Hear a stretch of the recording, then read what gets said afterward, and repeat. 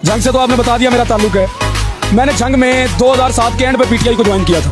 PTI को join करने के बाद मैंने डॉक्टर अबू हसन अंसारी साहब के साथ पीटीआई को ज्वाइन किया और उनका इलेक्शन लड़ा था 2008 में डॉक्टर साहब का। तब से लेकर हम पीटीआई में चल रहे हैं और मैं एक ही मकसद को लेकर चला करता था। मेरा मकसद होता था कि जो वर्कर है उसकी इज्जत होना चाहिए, उसका हक होना चाहिए। चूंकि वर्कर एक मिडिल क्लास तबके से होता है, उसको उस निगाह से देखा जाता है कि ये मिडिल क्लास तबके से है, ये कुछ नहीं कर सकता, ये कुछ हासिल नहीं कर सकता, ये बड़ा डरपोक होगा, बड़ा बुज़दिल होगा। जब मैं ज़मान पार्क पहुंचता हूं तो मैं यहां पर आया था अपने मुर्शद के नजरियात पर।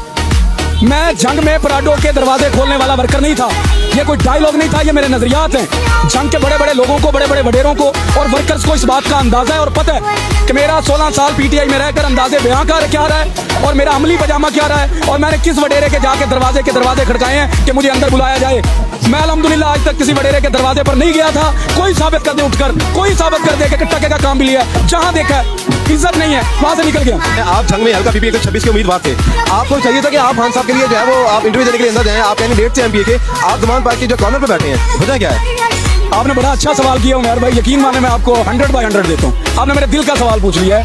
मैं इलेक्शन लड़ने नहीं आया था, मैं इलेक्शन लड़ने नहीं आया था पीपी 126 का। मैं झूठी जो है ना अपनी ये फेमस ये मैं लेने नहीं आया था। मैं एक मर्द मुजाहिद बाप का बच्चा था और मैंने उसके कदम पर चलना है। मुझे दलेराना सलाहियतें अपने बाप से मिली हुई थी। मुझे मुकाबला करना था कि मेरे बाप ने अगर अपनी जवानी में किसी वडेरे की गुलामी नहीं की तो उस बाप का बेटा और फिर उस मुर्शद का मुरीद उनकी खिदमत और उनकी गुलामी कैसे कर सकता है जिसने उसको 16 साल पढ़ा है। लेकिन मेरे जंग के कुछ अनासर, मेरे जंग के कुछ वडेरों ने और मेरे लोगों ने यह साबित नहीं किया कि हम वडेरों की गुलामी नहीं मंजूर करेंगे। खुदा की कसम उठाकर कह रहा हूँ, मुझे जो अपनी 30 साल की जिंदगी में मजा नहीं आया जीने का, ये मुर्शद खाने पर बैठकर जो 1.5 महीने में आया, कसम है खुदा की नहीं आया। किसी पैसे वाले जागीरदार सरमायाकार की जरूरत नहीं है, उसका इतना ईमान पुख्ता नहीं है जिस तरह पुख्ता मेरे मुर्शद का था, उसी तरह पुख्ता उसके मुरीद का है। दुनिया से मैंने कुछ नहीं लेना। लोग क्या कहते हैं इस जुमले से मैं दूर हो गया हूँ। मैं अपनी मंजिल की तरफ हूँ, मैं अपने मुर्शद के पीछे हूँ। नजरिया कामयाब कराऊंगा, जीऊंगा कप्तान के साथ, मरूंगा कप्तान के साथ। कप्तान भी निकालेगा तो ये दर छोड़कर नहीं जाऊंगा। लालच ला इलाहा इल्लल्लाह मुहम्मद रसूलुल्लाह जंग के और पाकिस्तान के मिडिल क्लास 65% लोगों की थी। मुझे शौक नहीं था। मुझे जो अल्लाह इज्जत आज यहाँ पर दे रहा है किसी ने पैसे से नहीं खरीदी। जंग के यहाँ पे 2 ग्रुप्स आए हैं, शेख वकास अकरम, बैरिस्टर अहमद अंसारी साहब के ग्रुप आए हैं। आपको उन ग्रुप्स में होना चाहिए। आप यहाँ पे रहता है अपने कैंप लगा के बैठे हैं, वजह कि आपका ताल्लुक जंग से है। आप उम्मीदवार हैं, हल्का पीपी 126 के उम्मीदवार थे, आपको उनके साथ होना चाहिए था। आप यहाँ पे रहता कैंप लगा के बैठे हैं, वजह क्या है? सर मेरी बात सुने, एक बात को मेरे हमेशा याद रखें, जब आप किसी नजरिए पर काम करते हैं, जब आप किसी मुर्शद के नजरिए पर काम करते हैं तो मेरा मुर्शद एक बात बार बार कहता है कि आपने गुलामी नहीं करनी। अल्लाह और रसूल के बाद किसी की गुलामी नहीं करनी। कुरान कहता है, नबी ने कहा, मुर्शद कह रहा है।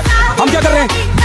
हम क्या कर रहे हैं? शेख वकास साहब अपनी जगह पर है, परिष्कर साहब अपनी जगह पर है, लेकिन सवाल उठाना हमारी कौम का हक बनता है कि नहीं हक बनता? आपका हक बनता है, बिल्कुल।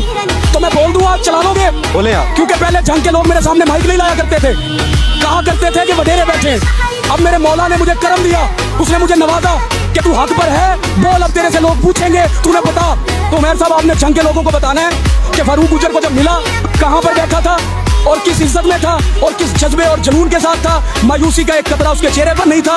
मुर्शद का दरवाजा, ये लोगों से हलफ ले लो, एक एक बच्चा एक एक बूढ़ा मुझे यहाँ पर जानता है, इनसे हलफ ले लो कि मैंने आज तक अपने मुर्शद का दरवाजा नहीं खड़काया। मैंने किसी अपने तल्लक को इस्तेमाल नहीं किया कि मुझे अंदर लेकर जाया जाए। मैं नजरियात पर आया था, नजरियात पर खड़ा हूँ। ड्यूटी देना मेरा फर्ज थी, मैं अपनी ड्यूटी निभा रहा हूँ। ना मेरे को मफादात है, ना मेरी जात है। मैं आप लोगों के लिए आया था, आपको समझ नहीं आई, नुकसान आपका, मेरा नहीं। जंग से ये नारा वडेरों की गुलामी ना मंजूर का आपने तो सुना हुआ है। ये ज़मान पार्क में खुदा की कसम मैं नहीं लेकर आया, ये लोग लेकर आए। ये इन्होंने मुझे आकर खुद कहा, खड़े हैं सब, कैमरे के बाद अलग-अलग से पूछ लीजिएगा कि भाई हमारी कोई नहीं सुन रहा। हमें कहा जा रहा है कि वडेरों को लाओ, वो तुम पर मोहर लगाएंगे, क्योंकि आगे भी वडेरे बैठे हैं, इन वडेरों के दोस्त हैं। और कई वडेरों को डर है कि फारूक गुजर की बात जिस तरह से वायरल हो रही है, अगर ये मुर्शद के पास पहुंच गया, मुर्शद को पता चल गया कि ये मेरा मुरीद है, ये हक पर खड़ा है, इनके खिलाफ खड़ा है, ये गुलामी नहीं कर सकता, तो कहीं हमारा पर्चा साफ ना हो जाए और इसका नीत और साफ ना हो जाए। इनके लिए इनको परेशानी है। लेकिन मेरा ईमान ना किसी वडेरे पर था, ना है, ना किसी जागीरदार पर था, ना है। मेरा सिर्फ और सिर्फ ईमान अल्लाह ताला की जात पर है और अपने मुल्क पाकिस्तान की 65%। मैं जंग का पीपी 126 नहीं बनने आया, मैं अपने मिडिल क्लास तबके का वादा अपने अल्लाह से कर आया हूँ। नाज़रीन, जहाँ पे बख्श तरीके इंसाफ के